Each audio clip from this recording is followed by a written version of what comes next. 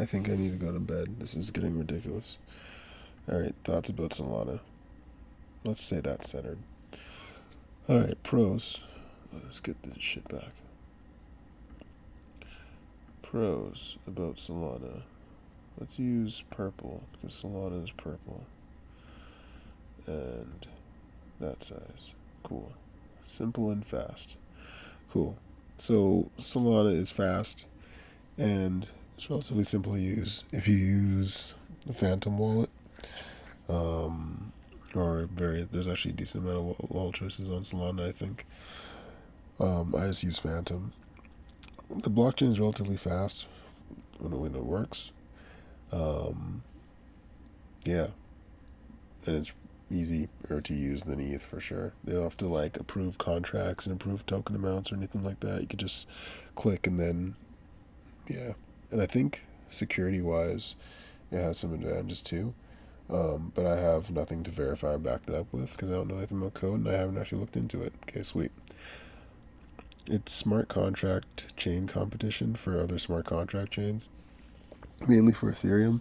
I guess if you are into Cardano, maybe Cardano. And what other chains would be? I guess there's BNB, sort of, I guess as well, yeah.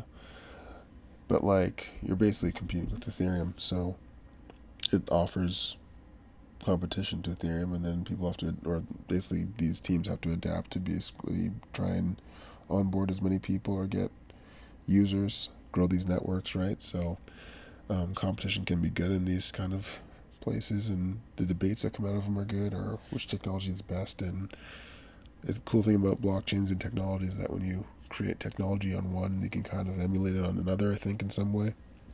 So yeah, competition is good in this space, and it's a positive for the entire ecosystem, in my opinion.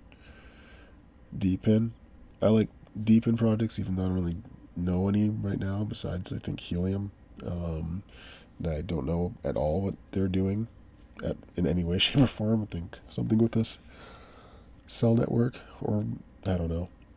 But I think deep-in projects are interesting because I like hardware and physical devices that are integrated into like these blockchains. So I think there's one called Mapper, Hive Mapper or something. You put something in your car, you get paid tokens or something, and you basically are making like a decentralized Google Maps.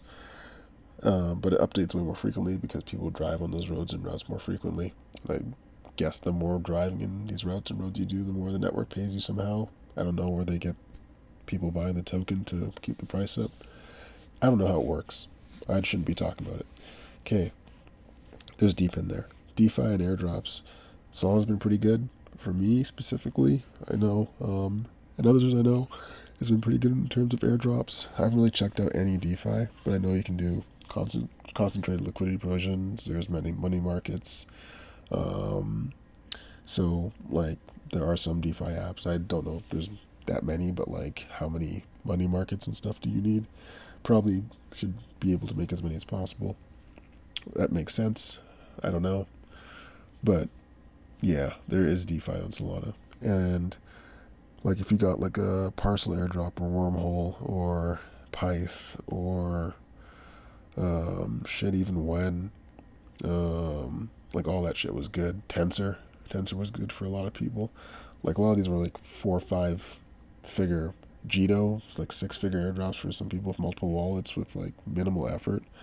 That one was huge. That kind of started off the whole airdrop narrative over the past year or so, in my opinion. So yeah, like there is a lot of airdrops and DeFi on Solana. Obviously, right now the airdrop narrative is kind of more diluted. But I mean, ZK just dropped 5 figures to people, 4 figures to people. Like Eigenlayer will probably drop 3, 4, 5 figures to some people. Yeah, there's a lot of DeFi airdrops in the entire ecosystem, but like Solana is also definitely something to look into as well.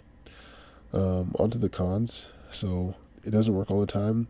So it's shut down multiple times over the years, and it also gets congested because of, I think, the design. And there's some game or some shit, I don't know. But basically, you couldn't get transactions through Solana because the network was getting spammed. And I think it can get easily spammed because the transactions are so cheap. So I think they changed some shit. They upgraded some things, and then I think transactions cost a little bit more now, but the congestion is mostly gone. I noticed that it doesn't always work, even when it's not congested, but I feel like that's every blockchain. I know that happens on ETH a bunch as well too, right? But yeah, just because it's simple and fast doesn't also mean that it works all the time and it's congestion. And because of these reasons, that's why I don't have a lot of my assets on Solana. Like, I know other shit's gone down. Arbitrum's frozen up and gone down and shit. But whatever. Um, I just am more comfortable having my stuff there. I have some assets on Solana. I don't definitely hate it. I think it's hilarious that analOS backwards is Solana.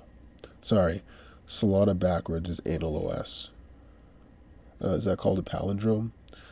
Let's just type it out and make sure it's right.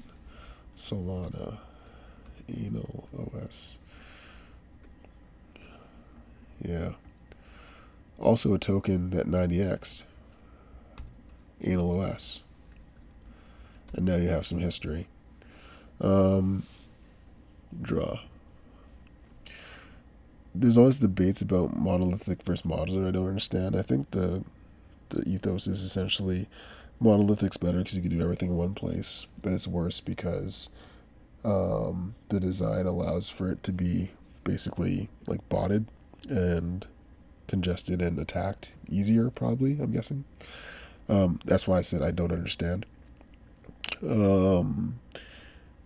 Yeah, the same way that EVM right now is fragmented and slower and um,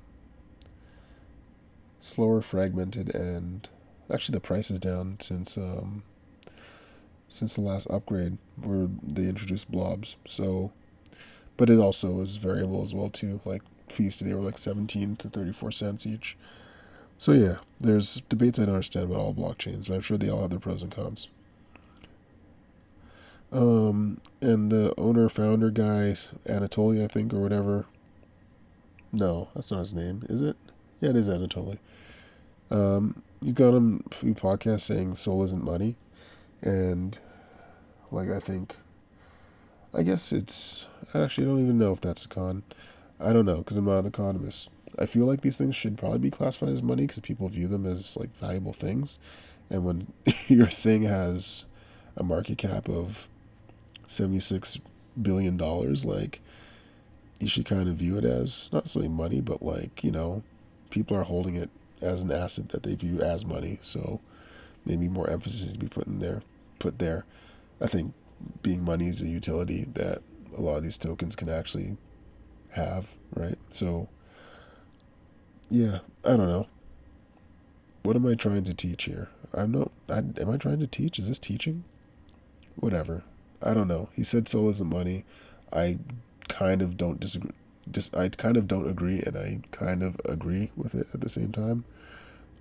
But I also don't understand it as much as I should. So that one gets two highlighters. All right. Hopefully you learn some shit. See you next time. Filippo's out.